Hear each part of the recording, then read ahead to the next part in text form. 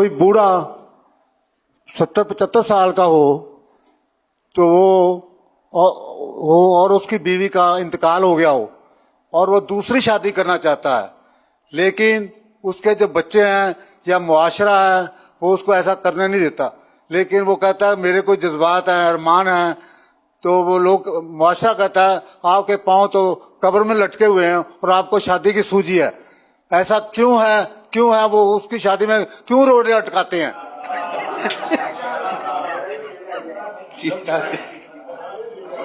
میں یہ سوچ رہا ہوں کہ اگر اس سوال کا جواب میں نے دیا اور یہ اگر انہوں رو گیا تو لوگ ہنس کے لوٹ پٹ. اصل وہ کی عمر کی قید تو نہیں بڑھاپے میں.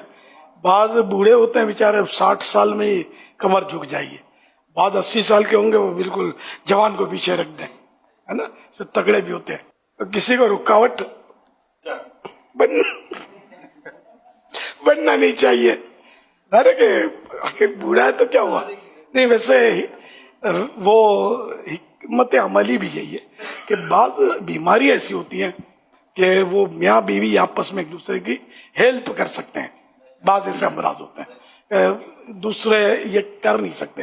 تو یوں بھی اگر ایسا بوڑھا ہے، بزرگ ہے کہ جس کی یعنی کہ ہیلتھ ہے اور حق ادا کر سکے گا زوجہ کو، مالی طور پر بھی وہ سب کچھ جو بھی اس کے اوپر فرض ہیں، واجبات ہیں، وہ کر سکتا ہے، تو کر لینے میں حرج تو نہیں ہے. نوجوانوں کو ساتھ دینا چاہیے کہ آج تم مطلب یعنی کہ جوان ہو، کل بوڑھے ہوں گے.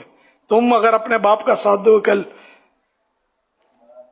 تمہارا باپ تمہارا تو آپ بھی ساتھ دیں گے ظاہر ہے. جوانی میں اگر وہ بیوی اس کی فوت ہوئی تو یوں مطلب حرج نہیں ہے. مجھے میں عرب دنیا کا ایک واقعہ ہے کہ میں مطلب مجھے ایک صاحبہ نے بتایا کہ ایک عرب ان کے آتے جاتے ہوں گے ان کے، تو وہ ان کے والد جو تھے نا وہ 78 سال اس کی عمر تھی، 78 ایئرس، مجھے یاد پڑتا ہے.